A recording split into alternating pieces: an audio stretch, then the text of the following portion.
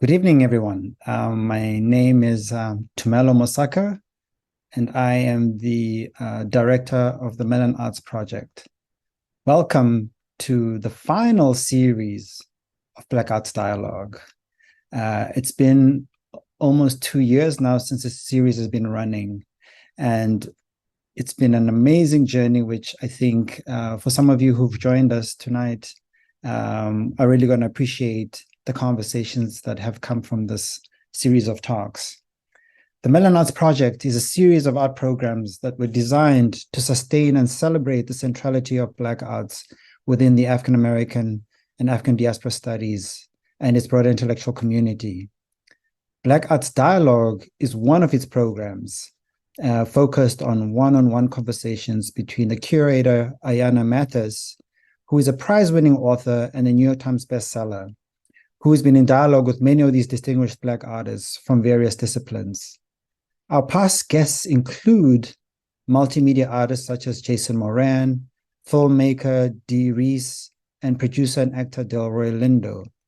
But for tonight, our special guest is Sarah Jones.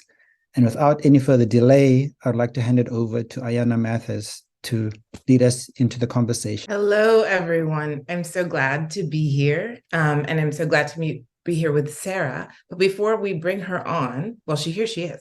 We are going to play just a little clip to kind of get us in the vein of talking to and about Sarah, and with the big question that's, who is Sarah Jones? We're going to find out in the next hour, but the clip's going to tell us a little bit.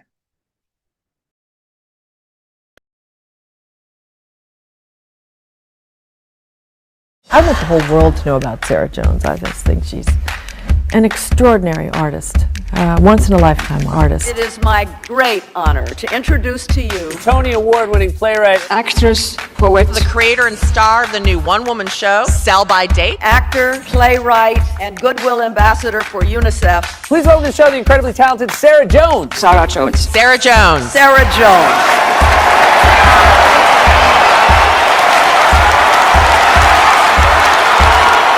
For those who don't know your work, they might not know how many different characters you play. You play 19 characters in your show. We're happening, we're not happening, we're doing it. It's not really relevant, is it? Just have to like go to a lot of holidays and stuff like that. So that's what I like to do. Isn't it fun? I sure you know. Is it fine? It's fine? It's good? Okay, let's do it. I'm Sarah Jones. I'm a writer, performer.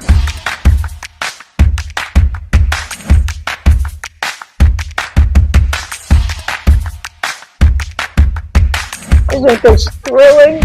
Okay, can I just be like really terrible and like take a selfie with Sid? Selfie away. There we go. That's fantastic. I'm sorry, guys. I know it's an international women's conference and we're being empowered. Just give me 1 sec. Sorry, baby. But you got to get into the spirit of it. This is such a wonderful opportunity and everything to be here right now. My name is Nareda. I am Dominican American. My name is Praveen Mandvi, and thank you very much for this opportunity. I thank you for your ideas worth spreading. 谢谢.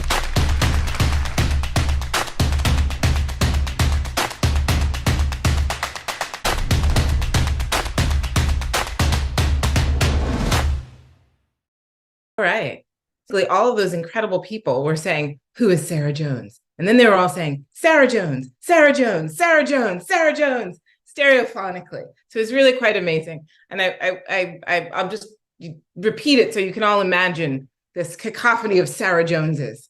Though she really doesn't need it, I am going to do a little bit of an introduction, though again, she really doesn't need it.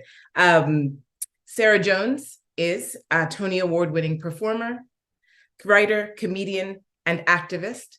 She has been called a master of the genre by the New York Times. And I notice everyone who does an interview with Sarah says, you've been called a master of the genre. And I thought, well, maybe I won't say that because people keep saying it. But then I realized if I were called a master of the genre, I would want someone to say that all the time, like at takeout, anything like that. Pickup is ready for master of genre, Sarah Jones. In any case, so she recently made her debut as a film director with a hybrid documentary called Sell by Date, which we are going to talk about at some length. It premiered at South by Southwest. It was also produced by Meryl Streep. She keeps good company. And it is now streaming very widely. she is known for her multi-character one-person shows. And they call them one-person shows, but I thought it would be good to call them one dynamo shows. And she's been called in that vein a one-woman global village. In addition, she has had various roles on screens, great and small. Netflix's On the Verge with Julie Delpy, on the big screen with in the film A Marriage Story with Scarlett Johansson, plus many, many, many television appearances, too numerous to list. And that is not to mention her main stage TED Talks and her performances at, I had to put this one in because, wow, many events, various events for President and First Lady Obama. Most recently, Sarah has founded her own production company called Foment Productions, the first production of which was Sell by Date, the film. Thank you so much for being here, Sarah. I'm delighted. I'm just awash in good feelings. Thank you. And the next time I go to Starbucks, I will definitely be having them. They're going to call out master of the genre. Is there a latte for master of the genre? I think that you should do that, and I think that you should record it, and I think that you should put it on Instagram. Mostly because I want to see it. So you could just record it and send it to me, but whatever you want. I might just send it to you. I think we've established. I'm thrilled. I'm thrilled to be here. I'm honored to be here. I'm honored to be here with you. I'm honored to follow in the footsteps of such esteemed Black artists. And thank you. Thank you for making this possible. It's so wonderful. I'm just very excited. So I'm going to jump right in because I have too many things to ask. so we'll just start. So I figured we should probably sort of begin at the beginning, as it were. And I think, when you're an artist, people always ask you, like, when did you know you were, or when did you start, etc., which is both easy and hard to answer. And I kind of have a question that's similar to that, but a little bit different. My question is, I'm wondering if you could talk about the transition from being the artist that you've always been, I'm presumably as a child even, to an artist who is making work available for the public, to an artist who's performing in front of audiences. And I guess I mean that both in terms of that process from sort of that private artist self to a public artist self, in terms of events and things like that. But I think also in terms of your own evolution internally, your challenges, your trepidations, your triumphs, your creative process. Does that make any sense? It's a big question, but it's a gorgeous, voluminous question. I'm going to swim in it. I'm going to swim in the question. As I listened to you, I thought about how some of this is about selfhood that I, as a child, really couldn't have wrapped my mind around or told you I'm a self or I have a self. And in fact, I seem to have had many selves for a long time for many reasons, right? I learned early on, like I think so many of us do as Black artists, and we're not a monolith, but I think, I learned very early on in my family where I had a mother with white privilege and a father, a dark-skinned Black father. I very early on learned just sort of some differences and some, variations in who was a self and how did those selves get treated based on what. And it was early. Like nobody gave me any time for a real childhood. I look back and I'm like, I demand a recount. Like this was way too much, mature seminar level. Like I should have been at Columbia by the time I was like 3. Yeah. So, the truth is, I was at Hopkins. I was born at Johns Hopkins, where my parents met and promptly decided, "Oh, we're fresh people in college." My father was a sophomore, I think, and my father was a junior. My mother was a freshman, and they were like, "We know a baby will make this great." That's what we should do. Yeah, so I'm going way back, but only to say I think the art began percolating in me before I knew who I was, who I wasn't, how to kind of, put any of that together in terms of an identity from which to then start to understand the world. And so I love the way you put that, journey from private to public. In some ways, I feel like it's definitely not been linear. Like, I feel like at one point I was on a stage looking around like, how did I get up here? Like it was just sort of like It's almost like the public aspect preceded any kind of internal understanding of all of really what's going on in interesting. here.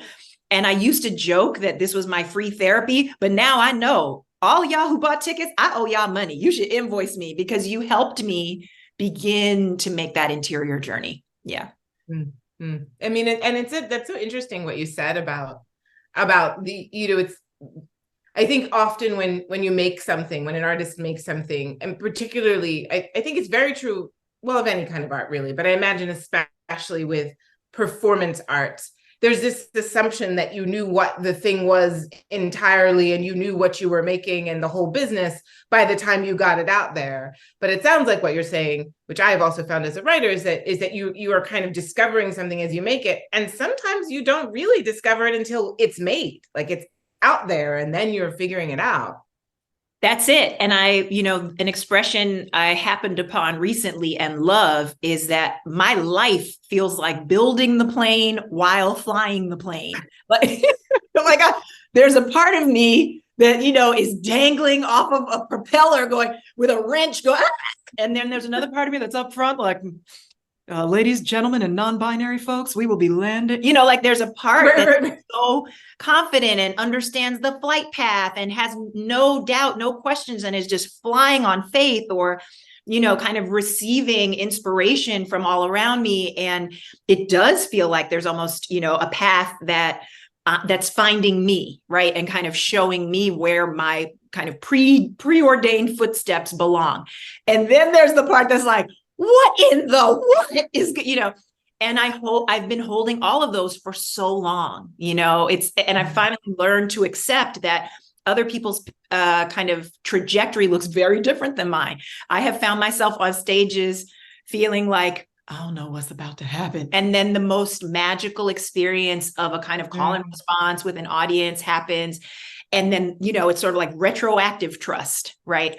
Yeah. And then there are times when I prepare so much that, I feel like somebody owes me a PhD and I didn't need any of it. Like, it's such a fascinating dance. And yeah, it's every project is different.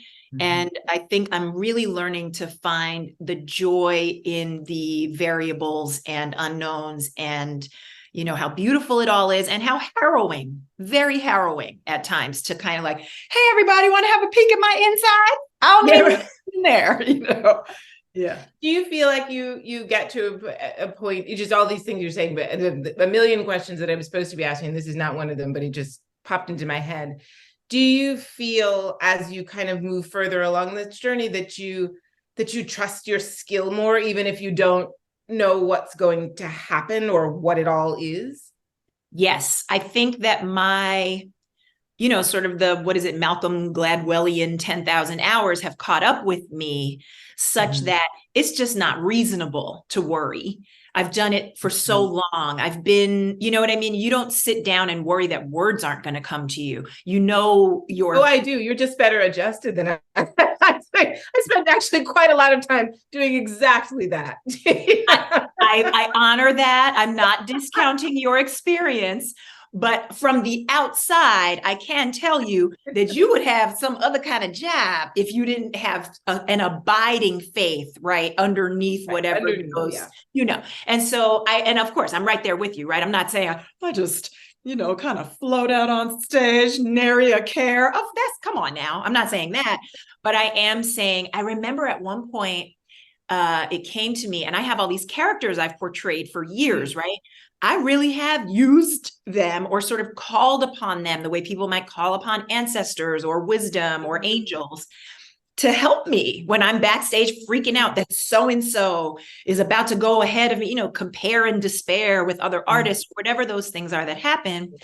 I remember I have this character who I would now call unhoused. I used to call her homeless, named Miss Lady, who I first met on a subway platform in New York, a version of her.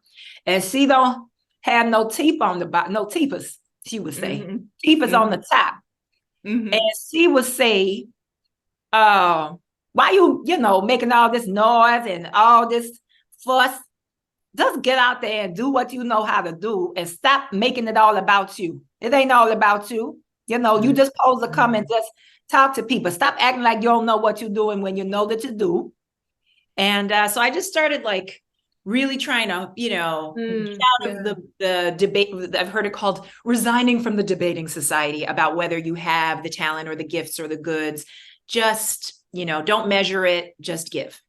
Just give. Yeah. That's amazing. I'm glad that we met her just now, because it leads me to the next thing that I wanted to talk to you about, which is that, you know, I'm thinking about you sort of moving forward in your trajectory, I guess, and I'm thinking about Bridge and Tunnel. For those who are watching who haven't seen it, Bridge and Tunnel is a one dynamo show, and it's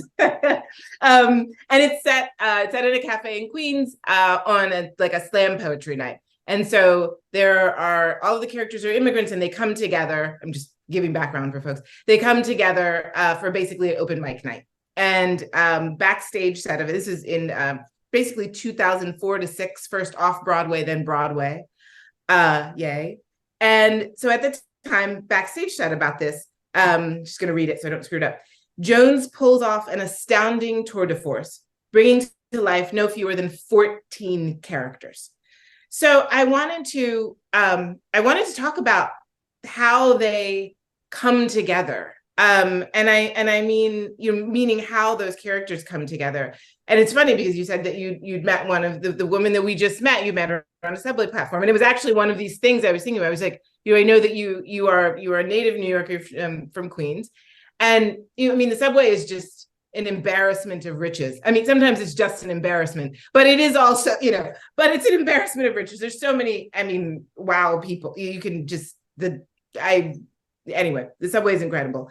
Are they people also from your neighborhood growing up in Queens? So I just kind of wanted to talk about sort of how these folks formed, and then in that show, Bridge and Tunnel, or subsequent shows, how you kind of find the vessel to house them. I mean, there's all these folks, so how do you corral them a little bit and say, okay, guys, you need to come over here. We're going to be over here. Yeah. I love, so you just wrote me a joke that it is so rich.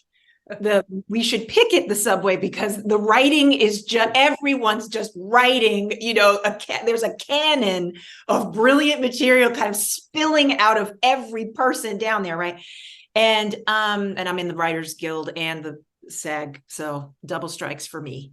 Picket Armstrong. But what I will say is and I know I sound so woo-woo, but I'm not, I'm going to stop, giving caveats for it. This is just how my process seems to have worked for many years now. And I should say the New Eurekan Poets Cafe is the first place I really publicly kind of began to meander around this creative public thing and trust that I could share work and people would, receive that work. That's where it really started. So I want to honor that. And I also have to honor that I was born in Baltimore, and I have Baltimore people who will be like, you better not call yourself. Anyway, that's the wrong accent. Then I can't get away with that. I know. But Sarah, my name would be Sarah Jones. And I'm not allowed to only claim New York. I must also claim Be More. So, but yes, I'm a New Yorker since yay high, and it's informed all of my work the most. And I would say finding those characters, it really is them finding me. I don't know how else to put that. And it requires a kind of surrender, right? I don't get to decide exactly who's coming along. And I guess surrender is the wrong word. It's more of a collaborative, again, trust or faith exercise. It's like, I think it might be you. Do you think it's you? And then I have to let them tell me.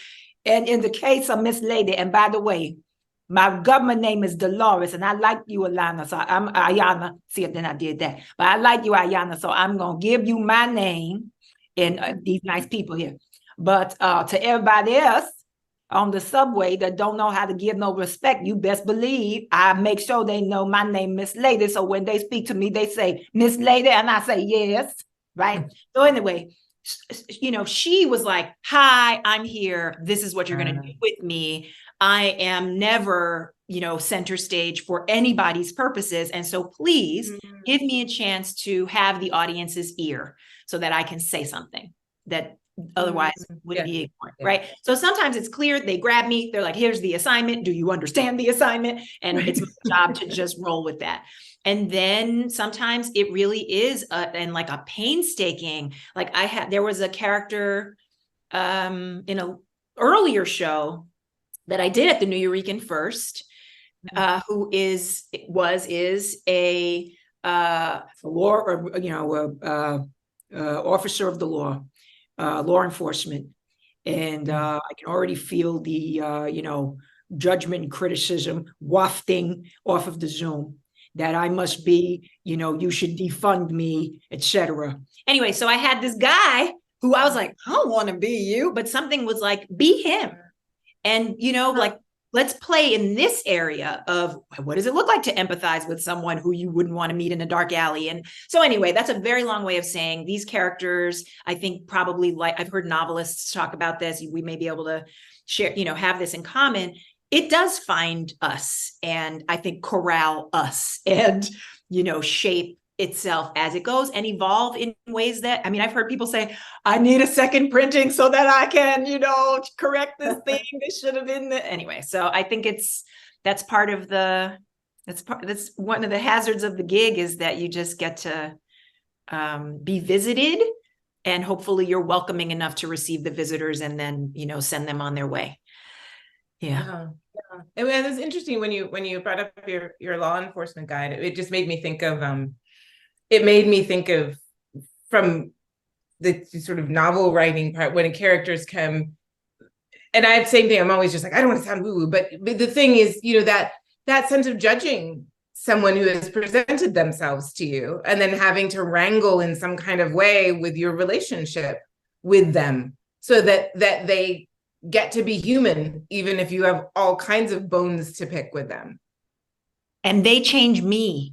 And I think that is, again, why these should be billable minutes. This should be the collective therapy session.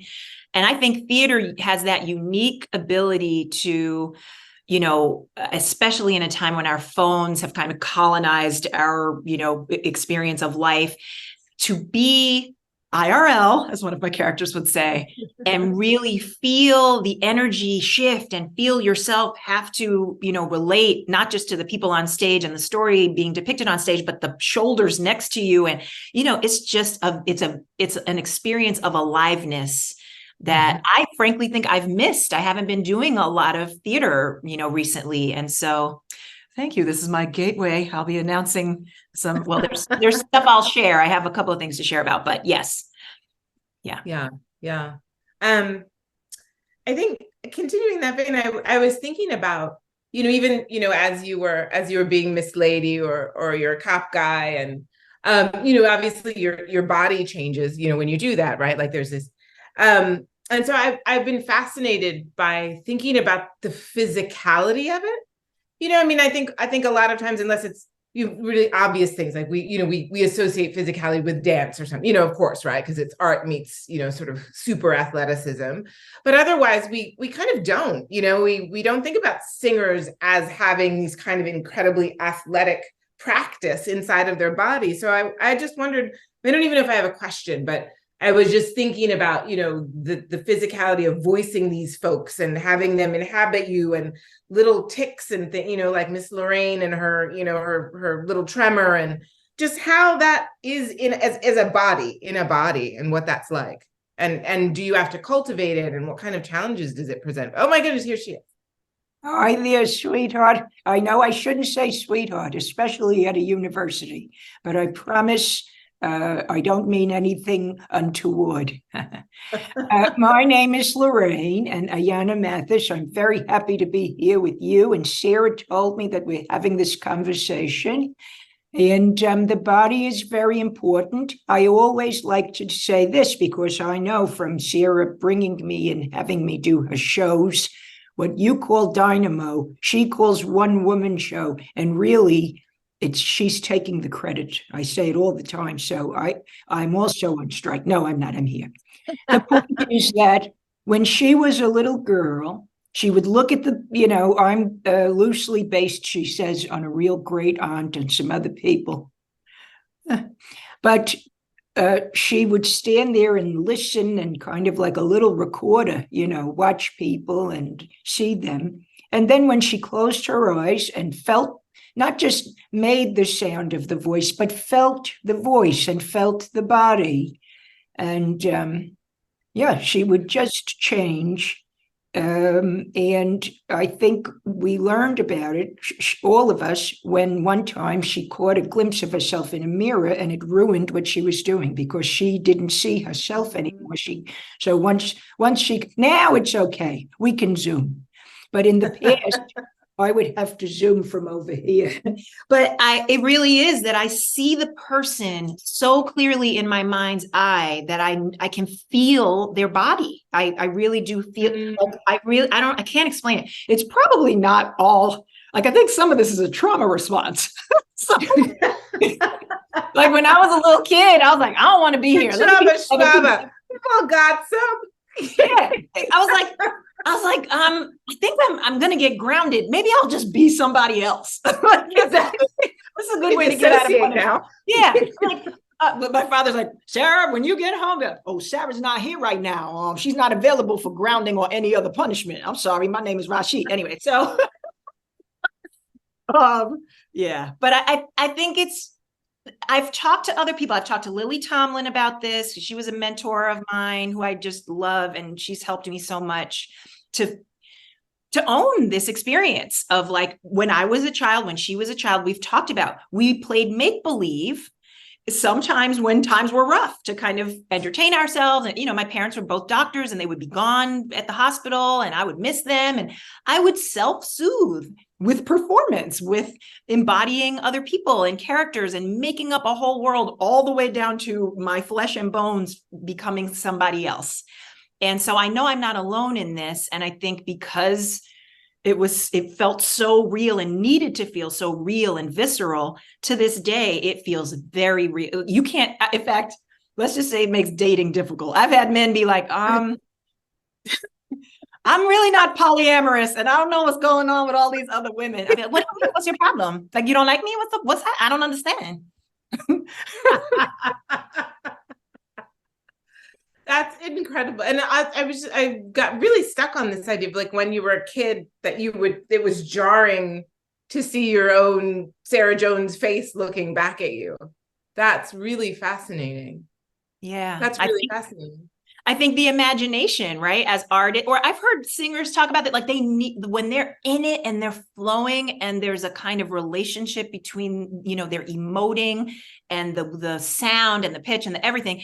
And then if something throws them off, they get yanked out of that flow. And I just think it's probably similar for, like, writers and dancers. Although when you were talking about singers and voice and physicality, I was like, except Beyonce. She is the exception, the athleticism. I'm sorry, Renaissance is still coursing through my veins. I got to go to that. I mean, it's true. Yeah. I mean, she's just right. That's a whole different. Yeah. That's a whole different. That's next. We'll call Mellon and by the way, I was a recipient of the Mellon Minority Fellowship when I was a student, and it just hit me like, look at this full circle moment. I was going to say, it's all full circle. Who knew? Thank you. We thank you in so many ways. Anyway. Thank you, Mellon. I've gone rogue. I apologize, Ayana. I don't know where I went. Oh, no, it's fine.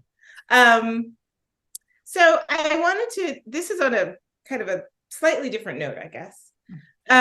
So Bridge and Tunnel happens. There's Tonys. All these things are happening. We're trucking along.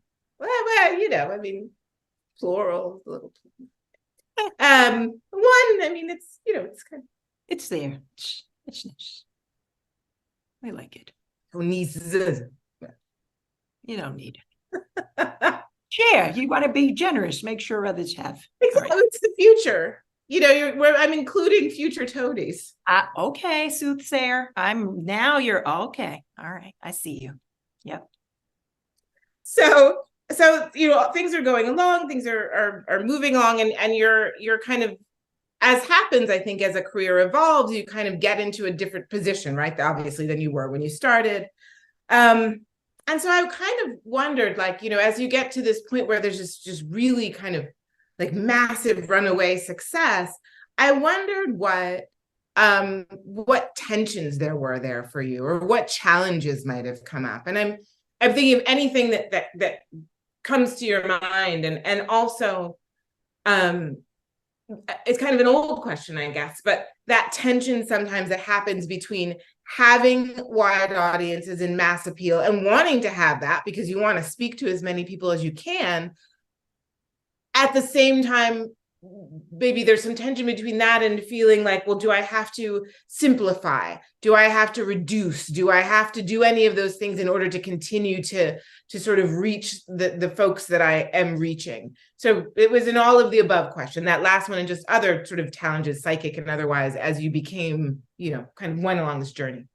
Yes, I had no idea how disorienting it would be to actually have these things happen. And at that time, there in New York, there were these waterways buses, big red buses that they had just started running, and they put my face on the back of these buses with the poster. And so I would get, I think Meryl, at one point, I got a message that was like, I'm looking at your face in traffic.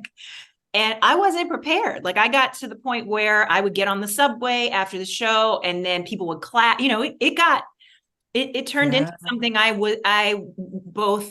marveled at it, and I was so uncomfortable and scared and kind of didn't know how to hold it. And I think that I try to share with people about this. I had something, a kind of survivor guilt around succeeding and being visible at a certain level when it felt like there were others suffering, whether that was in my family or in my friend group or just in the world. There was this feeling of, how dare I?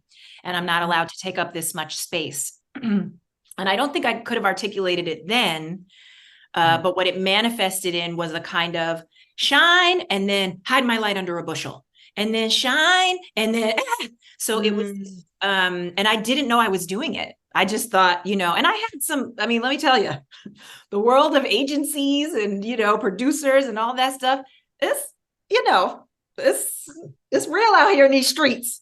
So it's not that it was such a smooth and, you know, healthy kind of road to have to travel, but alongside the difficulties of navigating commerce as an artist, I also was navigating my own internal experience of questions of my worth and value as a human being. And I think as a woman, and a Black woman in particular, I was unaware of how much anti-Blackness I had internalized growing up.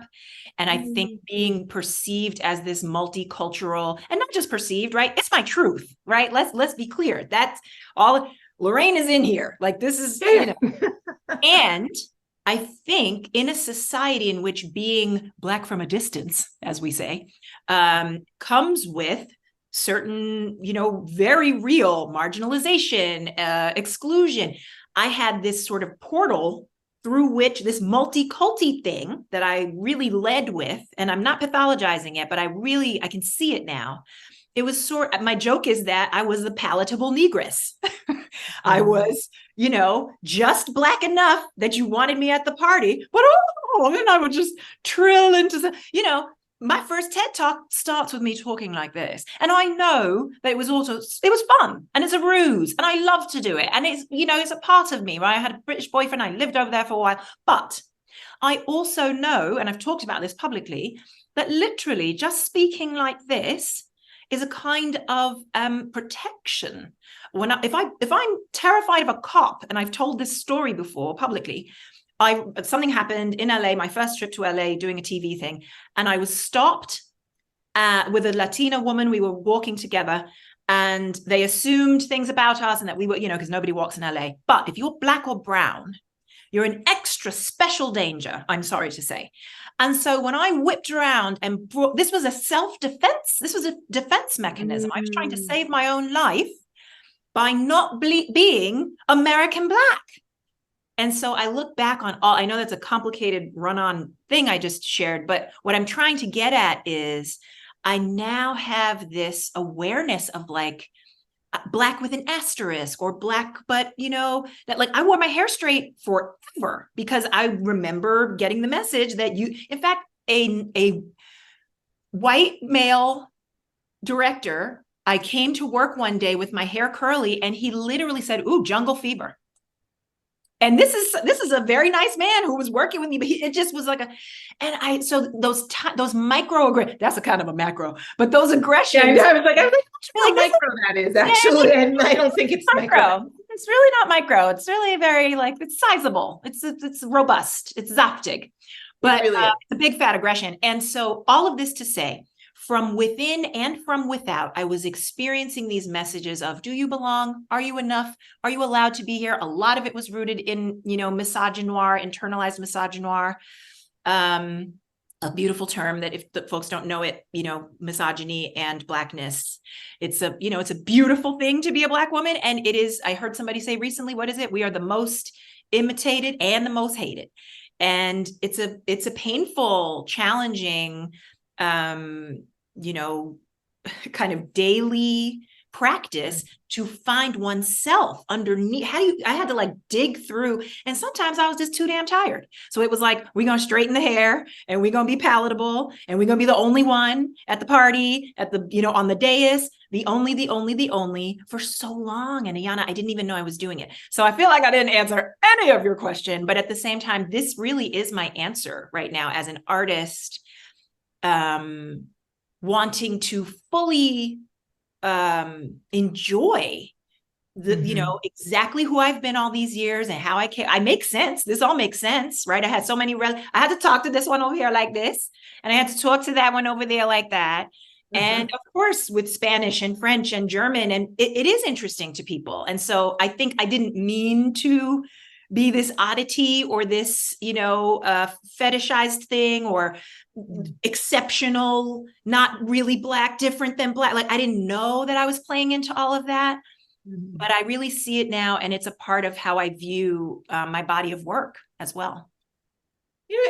As you were speaking, I think it's so, because I think we all have these things that, that are sort of protective mechanisms or modes of navigation, or both, I guess, actually, right?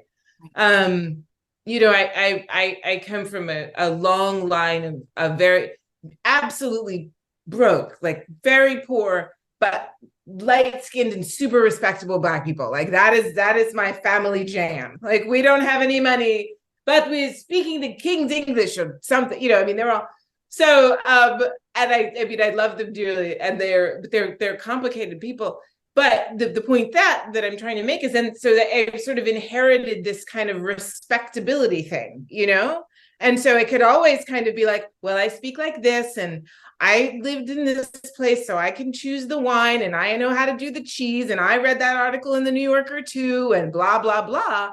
Anyway, I'm also going on a tangent, but I just, it's so ubiquitous and it's so interesting and maddening that what is also just a part of one's life, like you've got Lorraine and the cousins and the West Indian aunts and the whole thing, that in the racial climate in which we live, in the racialized society in which we live, those things can't just be, yeah, that's my life, my aunt, you know what I mean? And I can't just kind of be like, yeah, I know how to order the cheese.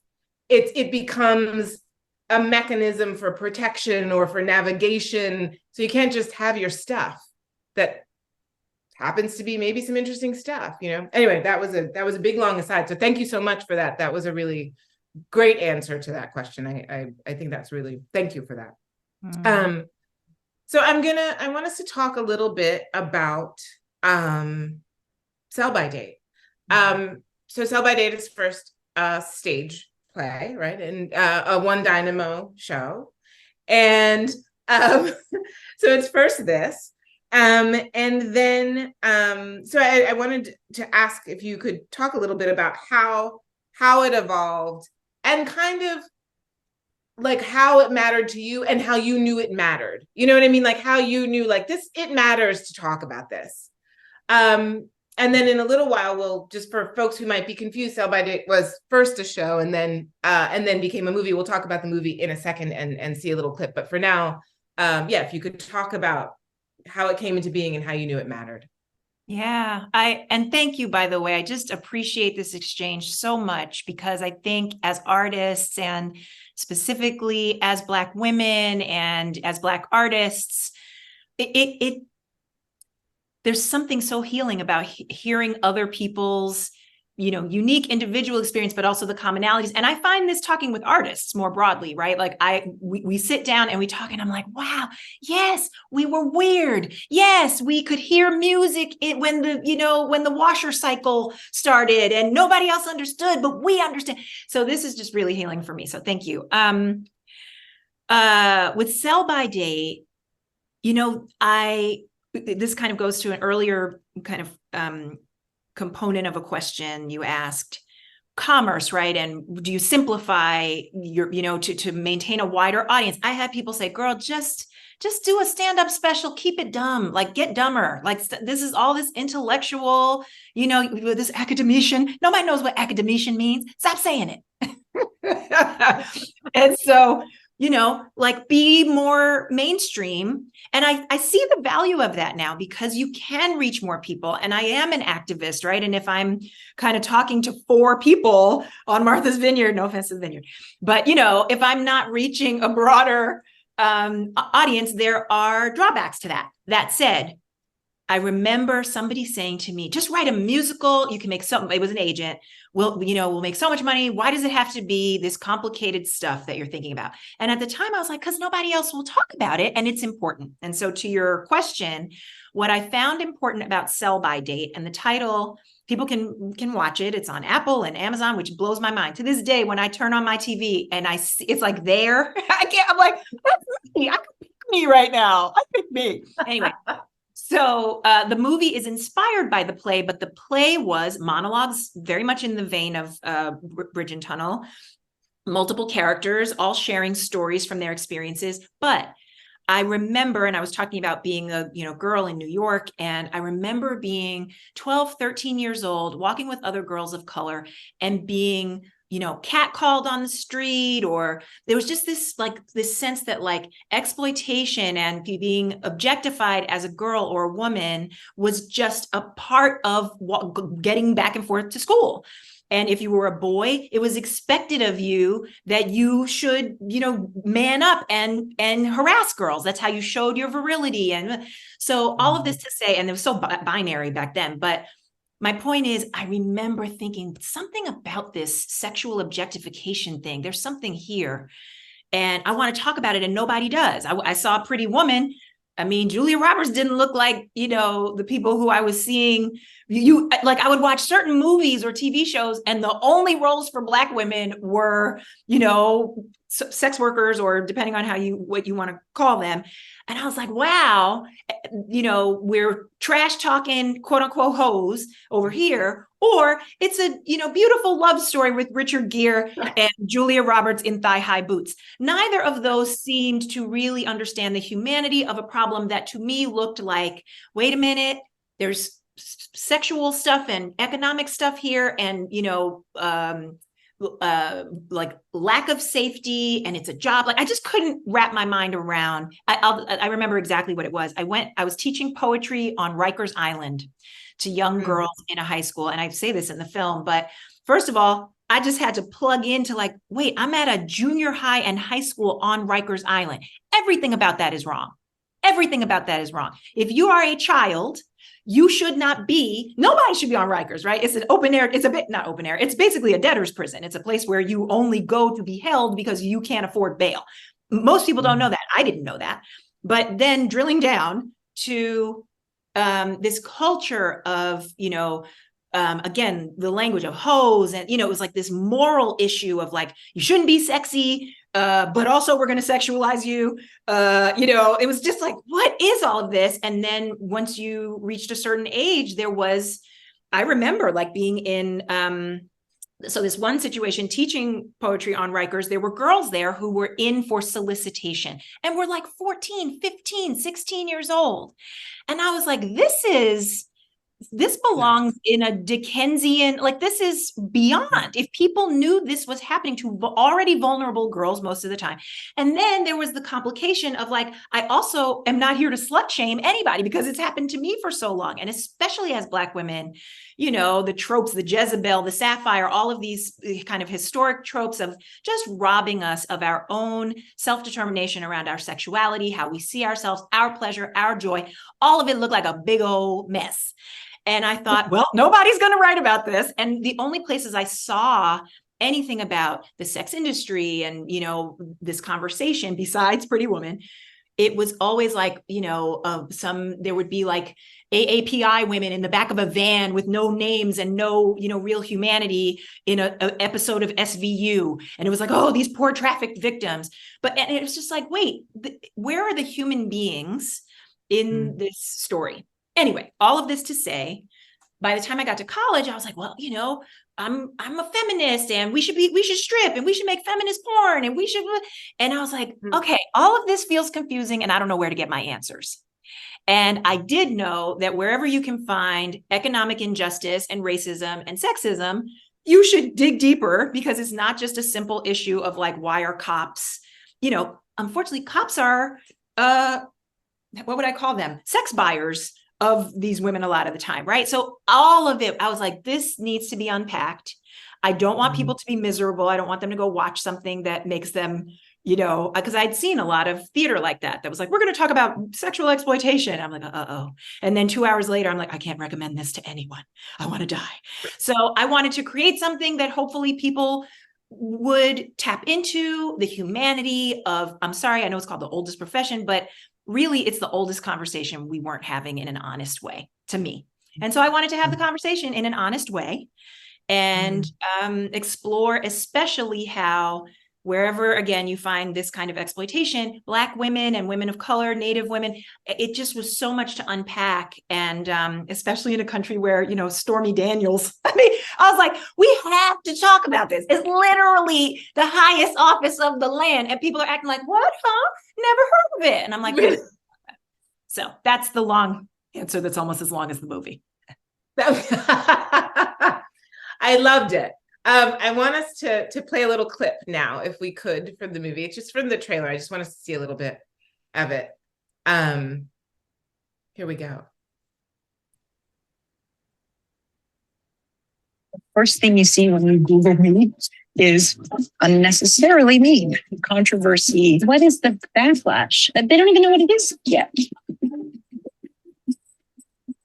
Sell-by date has become a war zone, and my characters have become frighteningly real. Plot twist. We are like legit in crisis. What do I need, a bodyguard now? If you're going to shut this all down, then the conversation doesn't open up. It means a lot to those of us that are still walking in that light. Oh, that was really wonderful. So I also, if folks haven't seen it, as Sarah was just saying, it's streaming. You can find it. It is utterly streamable. So if you have not seen it, see it. It's really, really wonderful. Also because in the process of it becoming itself, a lot of stuff happened. It was not an easy becoming. I'll say it that way. And so I wondered if you could talk about that a little bit and also talk about how that changed the film itself. Like, did you have something in mind? And then as it went through its rocky becoming, did it become something else? And, you know, yeah. I love that language of becoming. So I think the same issues that I was trying to speak to in the film became a problem when the film was announced in the press in Hollywood. There was a concern on the part of folks in the sex industry that I was some tourist, as they would say, or civilian who doesn't know anything about this life. I'm not in the sex industry myself. And here I come, like so many people before, making an exploitative movie or a derisive movie, disrespectful movie, or just you know, something that was going to not tell a humanizing, and I hate that word because it, you know, but not tell a story that is fair and of justice to the community. And unfortunately, I hadn't made the movie yet, and people didn't know, what I was going to do or not going to do. They just were like, there are feminists associated with your film who don't have opinions that we like. We're going to shut you down. We're going to cancel you. So all of a sudden I was there like, I'm making this movie that's not probably going to make my agent as much money as a musical, but I want to get these stories out there. And I should say, I have a very deeply personal connection to the topic that I kind of hadn't unpacked around like exploitation and Black women and, choices that we all make. And I thought about, stripping in college many a time to pay my bills or whatever. And, at the time we were making it, OnlyFans was like this huge thing that, I just want to be like, everybody's so holier than thou until it's football Sunday and you take your children to Hooters where the women are basically in the sex industry, but with wings and buffalo sauce. Right. So my point being, I just wanted to have a conversation that, literally Billie Holiday was a trafficked girl. Nobody ever thinks about that. We don't think about these things, but she was 15 when she went from Baltimore, there's Baltimore, New York again, to become this iconic person who's so important to so many of us. And yet we would reduce, we can't talk about the realities of so many women's lives or adjacent stories. So that same, I think, fear and marginalization and really just the limiting and silencing of certain stories and certain voices came into play when the cancellation time happened. And I sort of got the cancellation time. It arrived. Like a season. It was the season. I was the not diamond of the season in that case. And what made me so sad was I was like, I'm your and I know the word ally is tricky, but I was like, I'm trying to, hold the microphone up to you. Please don't break my wrist, because then I can't hold the mic in your direction. But, cancel culture is what it is. And I ended up now doing a TED Talk about that. It's like every new thing, rather than life imitating art, it's sort of like life driving art for me. But I know everyone's, intentions were good. And I just got caught up they almost made it so that the movie didn't exist at all. And it definitely made it incredible. It was a trauma. I had a creative trauma through that experience. Yeah. And it seems as though it had to change. It had to change the film itself in a certain way. Like it from what I mean, and I don't know if this was your intention before that, but you yourself, not as a character, are in this film. Right. And I don't know if that was your intention, when you sort of started out, but that's what happened. So Yes, I did always have the intention to go on a journey and talk about this and meet people, sort of like the goal was, I call it an unorthodox, because it's a documentary, but I really wanted to bring narrative elements, and I found out it's not a genre. We invented it. And that's not easy for, agents are like, what? It's what? I'm like, well, it's an unorthodox. They're like, oh, what does that mean? But that was my goal. I didn't want it to be a documentary that was like, I'm distant and objective. No, I care about this and I want the audience to come with me. So that was always the intention. But I did not intend to have to walk through a cancellation, kind of, it really was a roller coaster of like, is my career going to survive this? Yeah. I mean, it's like a really scary moment, it seems like. I know there's some things you want to talk about. I don't know if one of them was the TED Talk about cancel culture that you just brought up. And I would love to talk to you about that. And so I shall ask what is hopefully not a too long final question so that you can talk with us about that. Which is, I was sort of sifting through some old interviews, and I found one of yours was from around when Bridge and Tunnel was out. And the interviewer was asking you something like sort of the wisest bit of advice or something like that you'd ever gotten. And essentially what you said was one of the wisest kind of bits of insight that you'd ever received was also the title of a book by Miguel Algarín. And the book is called, and this is also the insight, Love is Hard Work. And it got me thinking a little bit differently about an Instagram post of yours that I saw. It was maybe from August or something. Also, if you don't know, Sarah has like a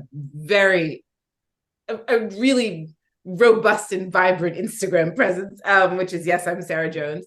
But in any case, so And you were talking about cancel culture, which I think is leads into the TED Talk that I know we're going to talk about a little bit. And what you said, I'm going to look at my little card because I don't want to get it wrong, is you called for accountability and consequence culture as opposed to cancel culture. And I thought that was so wise and so true and so necessary. And it also made me think back to this love is hard work. And it seems like those things are linked. And I wondered if you thought that they were, and if you had any thoughts about that. Wow. I love this question. And you're helping me arrive at, if love is hard work, fear is easy.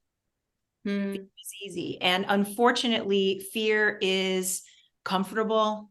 It's habitual. It's kind of ingrained. And I think along the lines of what that quotation, Miguel Algarin was one of the co-founders of the New Eurekan Poets Cafe. So we're doing full circle. I would just say that love is hard work. Accountability culture is loving. It's, and I've picked these pieces up from so many places. I'm sure I heard consequence culture somewhere. I can't remember where.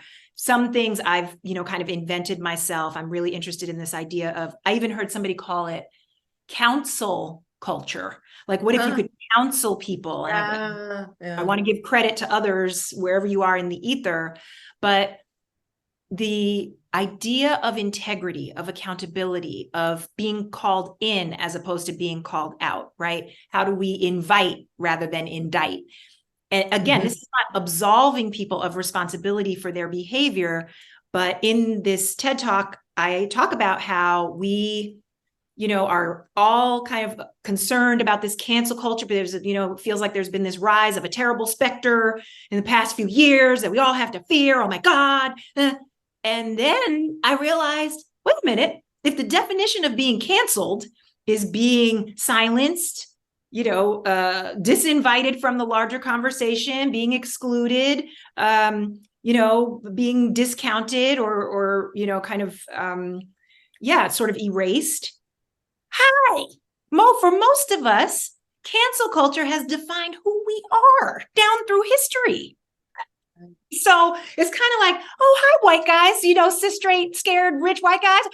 Welcome. We thought you'd never come. It's almost like, hi, now you know what it feels like to have, and again, it's different because I'm not out here hurting people, even though there are some people who do, right? So I guess it's too complex to dive into fully here, but the idea of love. And, I think, is it Martin Luther King? Somebody said that justice is just an active form of love, right? And so if we want to talk about social justice, what we're really talking about is love. It's actual love and, caring about human flourishing. And when we talk about just excommunicating people and, and listen, this is the hard part. I don't want Harvey Weinstein anywhere on my planet. And yet I am very clear that there's a continuum of hurt people. And this is a society that at the macro level is teaching folks horribly dysfunctional ideas about who they are and their power and how they should be able to treat other people. You serve people. John Wayne, if people don't know who that is, he was a cowboy who used to slap women and kill Native people. And he was a hero to generations of men, white men. Generations. And so I think we get to stop acting like there are individual bad actors and get clear that this is in the air, the water, the land that they also destroy. And that we can't really talk about accountability culture and, integrity and all of these things and love until we talk about systems, larger systems, and changing them. So I think it's both and. We don't just let people run off and do whatever they want, but also cancel culture isn't being evenly applied. When you cancel, and this is hard, Lizzo can do behavior that is unacceptable. And as a Black woman, who has been fighting fat phobia and has been poor and has been all of these other things, I'm sorry, she is just not the same as, again, a Harvey Weinstein, a powerful straight white man. So it gets very complicated.